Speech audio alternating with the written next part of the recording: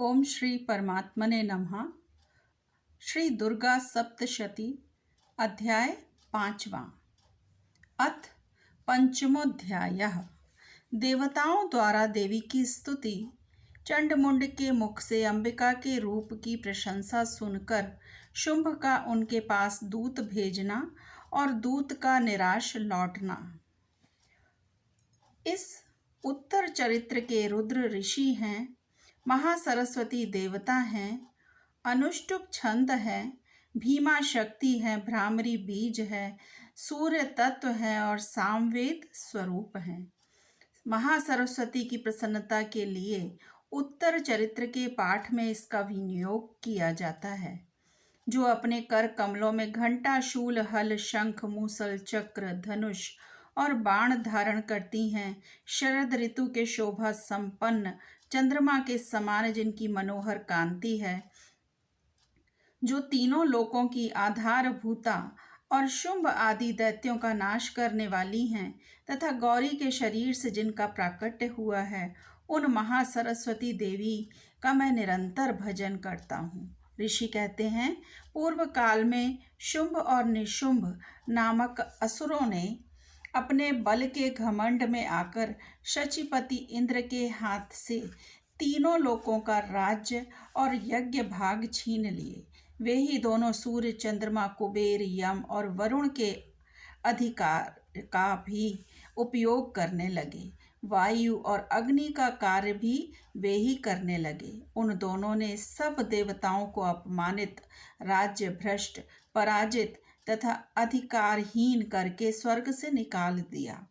उन दोनों महान असुरों से तिरस्कृत देवताओं ने अपराजिता देवी का स्मरण किया और सोचा कि जगदम्बा ने हम लोगों को वर दिया था कि आपत्ति काल में स्मरण करने पर मैं तुम्हारी सब आपत्तियों का तत्काल नाश कर दूंगी।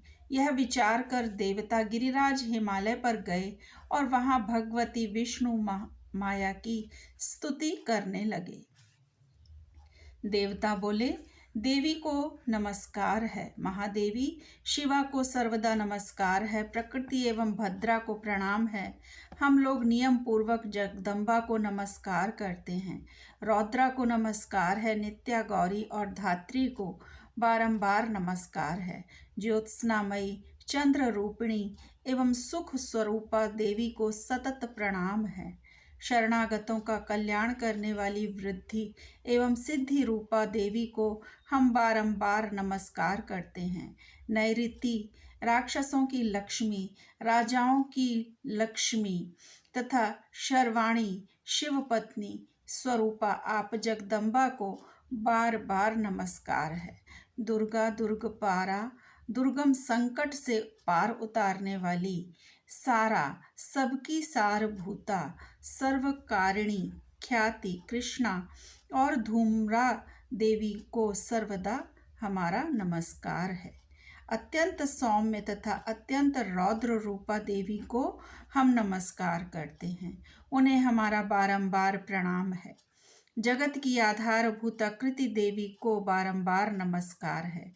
जो देवी सब प्राणियों में विष्णु माया के नाम से कही जाती हैं, उनको हमारा नमस्कार है। उनको नमस्कार, उनको बारंबार नमस्कार है। जो देवी सब प्राणियों में चेतना कहलाती हैं, उनको नमस्कार है। उनको नमस्कार, उनको बारंबार नमस्कार है। जो देवी सब प्राणियों में बुद्धि रूप से स्थित हैं, उनको नमस्कार, उनको नमस्कार, उनको बारंबार नमस्कार है। जो देवी सब प्राणियों में निद्रा रूप से स्थित हैं, उनको नमस्कार, उनको नमस्कार, उनको बारंबार नमस्कार है। जो देवी सब प्राणियों में क्षुधा रूप से स्थित हैं, उनको नमस्कार, उनको नमस्कार, उनको बारंबार नमस्कार है। जो देवी सब प्राणियों में छाया रूप से स्थित हैं, उनको नमस्कार, उनको नमस्कार, उनको बारंबार नमस्कार है। जो देवी सब प्राणियों में शक्ति रूप से स्थित हैं, उनको नमस्कार, उनको नमस्कार, उनको बारंबार नमस्कार है। जो देवी सब प्राणियों में तृष्णा रूप से स्थित हैं, उनको नमस्कार, उनको नमस्कार, उनको बारंबार नमस्कार है। जो देवी सब प्राणियों में शांति क्षमा रूप से स्थित हैं, उनको नमस्कार, उनको नमस्कार, उनको बारंबार नमस्कार है। जो देवी सब प्राणियों में जाति रूप में स्थित हैं, उनको नमस्कार, उनको नमस्कार, उनको बारंबार नमस्कार है। जो देवी सब प्राणियों में लज्जा रूप से स्थित हैं, उनको नमस्कार, उनको नमस्कार, उनको बारंबार नमस्कार है। जो देवी सब प्राणियों में शांति रूप से स्थित हैं, उनको नमस्कार, उनको नमस्कार, उनको बारंबार नमस्कार है। जो देवी सब प्राणियों में श्रद्धा रूप से स्थित हैं, उनको नमस्कार, उनको नमस्कार, उनको बारंबार नमस्कार है। जो देवी सब प्राणियों में कांति रूप से स्थित हैं, उनको नमस्कार, उनको नमस्कार, उनको बारंबार नमस्कार है। जो देवी सब प्राणियों में लक्ष्मी रूप से स्थित हैं, उनको नमस्कार, उनको नमस्कार, उनको बारंबार हमारा नमस्कार है। जो देवी सब प्राणियों में वृत्ति रूप से स्थित हैं, उनको नमस्कार, उनको नमस्कार, उनको बारंबार नमस्कार है। जो देवी सब प्राणियों में स्मृति रूप से स्थित हैं, उनको नमस्कार, उनको नमस्कार, उनको बारंबार नमस्कार है। जो देवी सब प्राणियों में दया रूप से स्थित हैं, उनको नमस्कार, उनको नमस्कार, उनको बारंबार नमस्कार है। जो देवी सब प्राणियों में तुष्टि रूप से स्थित हैं, उनको नमस्कार, उनको नमस्कार, उनको बारंबार नमस्कार है। जो देवी सब प्राणियों में माता रूप से स्थित हैं, उनको नमस्कार, उनको नमस्कार, उनको बारंबार नमस्कार है। जो देवी सब प्राणियों में भ्रांति रूप से स्थित हैं, उनको नमस्कार, उनको नमस्कार, उनको बारंबार नमस्कार है। जो जीवों के इंद्रिय वर्ग की अधिष्ठात्री देवी एवं सब प्राणियों में सदा व्याप्त रहने वाली हैं, उन व्याप्ति देवी को बारंबार नमस्कार है। जो देवी चैतन्य रूप से इस संपूर्ण जगत को व्याप्त करके स्थित हैं, उनको नमस्कार, उनको नमस्कार, उनको बारंबार नमस्कार। पूर्व काल में अपने अभीष्ट की प्राप्ति होने से देवताओं ने जिनकी स्तुति की तथा देवराज इंद्र ने बहुत दिनों तक जिनका सेवन किया, वह कल्याण की साधना भूता ईश्वरी हमारा कल्याण और मंगल करें तथा सारी आपत्तियों का नाश कर डालें। उद्दंड दैत्यों से सताए हुए हम सभी देवता जिन परमेश्वरी को इस समय नमस्कार करते हैं तथा जो भक्ति से विनम्र पुरुषों द्वारा स्मरण की जाने पर तत्काल ही संपूर्ण विपत्तियों का नाश कर देती हैं, वे जगदम्बा हमारा संकट दूर करें। ऋषि कहते हैं, राजन, इस प्रकार जब देवता स्तुति कर रहे थे, उस समय पार्वती देवी गंगा जी के जल में स्नान करने के लिए वहां आईं। उन सुंदर भौहों वाली भगवती ने देवताओं से पूछा कि आप लोग यहाँ किसकी स्तुति करते हैं। तब उन्हीं के शरीर कोश से प्रकट हुई शिवा देवी बोली, शुंभ दैत्य से तिरस्कृत और युद्ध में निशुंभ से पराजित हो यहाँ एकत्रित हुए ये समस्त देवता यह मेरी ही स्तुति कर रहे हैं। पार्वती जी के शरीर कोश से अंबिका का प्रादुर्भाव हुआ था, इसलिए वे समस्त लोकों में कौशिकी कही जाती हैं। कौशिकी के प्रकट होने के बाद पार्वती देवी का शरीर काले रंग का हो गया, अतः वे हिमालय पर रहने वाली कालिका देवी के नाम से विख्यात हुई। तदंतर शुंभ निशुंभ के भृत्य चंड मुंड वहां आए और उन्होंने परम मनोहर रूप धारण करने वाली अंबिका देवी को देखा।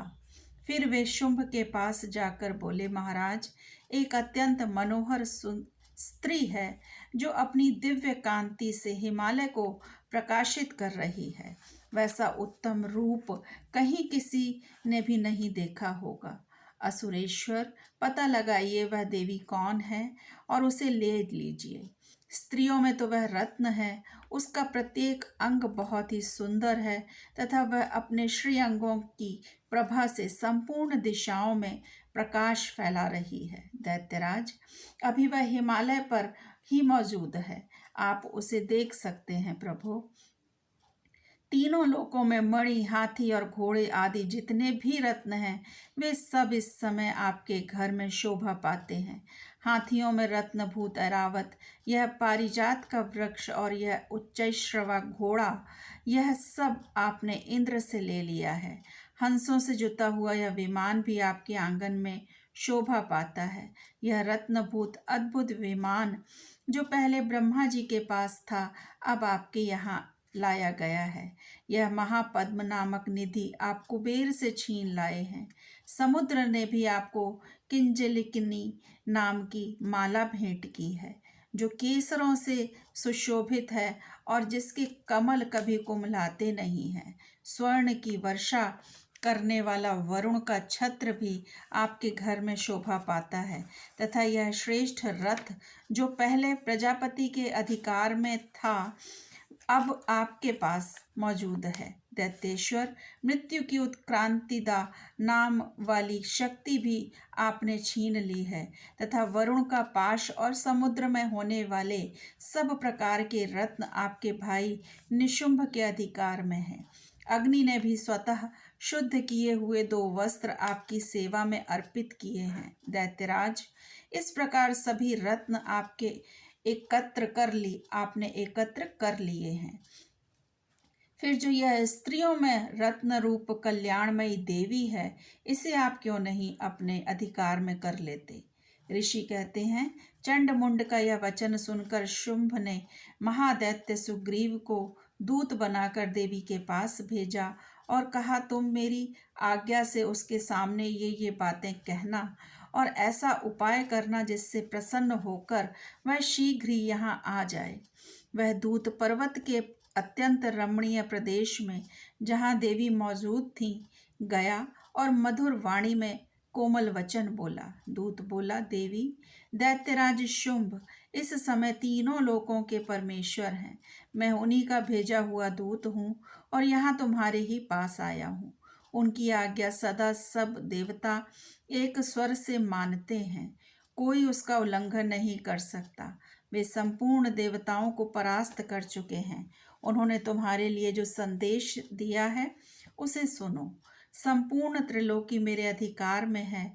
देवता भी मेरी आज्ञा के अधीन चलते हैं। संपूर्ण यज्ञों के भागों को मैं ही पृथक पृथक भोगता हूँ। तीनों लोकों में जितने श्रेष्ठ रत्न हैं, वे सब मेरे अधिकार में हैं। देवराज इंद्र का वाहन ऐरावत, जो हाथियों में रत्न के समान है, मैंने छीन लिया है। क्षीर सागर का मंथन करने से जो अश्वरत्न उच्चैश्रवा प्रकट हुआ था, उसे देवताओं ने मेरे पैरों पर पड़कर समर्पित किया है। सुंदरी, उनके सिवा और भी जितने रत्नभूत पदार्थ देवताओं, गंधर्वों और नागों के पास थे, वे सब के सब मेरे पास ही आ गए हैं। देवी, हम लोग तुम्हें संसार की स्त्रियों में रत्न मानते हैं, अतः तुम हमारे पास आ जाओ, क्योंकि रत्नों का उपभोग करने वाले हम ही हैं। चंचल कटाक्षों वाली सुंदरी, तुम मेरी या मेरे भाई महापराक्रमी निशुंभ की सेवा में आ जाओ, क्योंकि तुम रत्न स्वरूपा हो। मेरा वरण करने से तुम्हें तुलना रहित महान ऐश्वर्य की प्राप्ति होगी। अपनी बुद्धि से यह विचार कर तुम मेरी पत्नी बन जाओ। ऋषि कहते हैं, दूत के यों कहने पर कल्याणमयी भगवती दुर्गा देवी, जो इस जगत को धारण करती हैं, मन ही मन गंभीर भाव से मुस्कुराई और इस प्रकार बोली। देवी ने कहा, दूत, तुमने सत्य कहा है, इसमें तनिक भी मिथ्या नहीं है। शुंभ तीनों लोकों का स्वामी है और निशुंभ भी उसी के समान पराक्रमी है, किंतु इस विषय में मैंने जो प्रतिज्ञा कर ली है उसे मिथ्या कैसे करूं? मैंने अपनी अल्प बुद्धि के कारण पहले से जो प्रतिज्ञा कर रखी है उसे सुनो। जो मुझे संग्राम में जीत लेगा, जो मेरे अभिमान को चूर्ण कर देगा तथा संसार में जो मेरे समान बलवान होगा, वही मेरा स्वामी होगा। इसलिए शुंभ अथवा महादैत्य निशुंभ स्वयं ही यहाँ पधारें और मुझे जीत कर शीघ्र ही मेरा पाणी ग्रहण कर लें। इसमें विलंब की क्या आवश्यकता है? तो दूत बोला, देवी तुम घमंड में भरी हुई हो, मेरे सामने ऐसी बातें न करो। तीनों लोकों में कौन ऐसा पुरुष है जो शुंभ निशुंभ के सामने खड़ा हो सके। देवी, अन्य दैत्यों के सामने भी सारे देवता युद्ध में नहीं ठहर सकते, फिर तुम तो अकेली स्त्री होकर कैसे ठहर सकती हो। जिन शुंभ आदि दैत्यों के सामने इंद्र आदि सब देवता भी युद्ध में खड़े नहीं हुए, उनके सामने तुम स्त्री होकर कैसे जाओगी। इसलिए तुम मेरे ही कहने से शुंभ निशुंभ के पास चली चलो। ऐसा करने से तुम्हारे गौरव की रक्षा होगी, अन्यथा जब वे केश पकड़कर घसीटेंगे तब तुम्हें अपनी प्रतिष्ठा खोकर जाना पड़ेगा। देवी ने कहा, तुम्हारा कहना ठीक है। शुंभ बलवान है और निशुंभ भी बड़े पराक्रमी हैं, किंतु मैं क्या करूं। मैंने पहले बिना सोचे समझे प्रतिज्ञा कर ली है, अतः अब तुम जाओ। मैंने तुमसे जो कहा है वह सब अपने दैत्यराज से आदर पूर्वक कहना, फिर वे जो उचित जान पड़े वह करें। इस प्रकार मार्कंडेय पुराण में सावर्णिक मनवंतर की कथा के अंतर्गत देवी महात्म्य में देवी दूत संवाद नामक 5वां अध्याय पूरा हुआ। जय माता दी।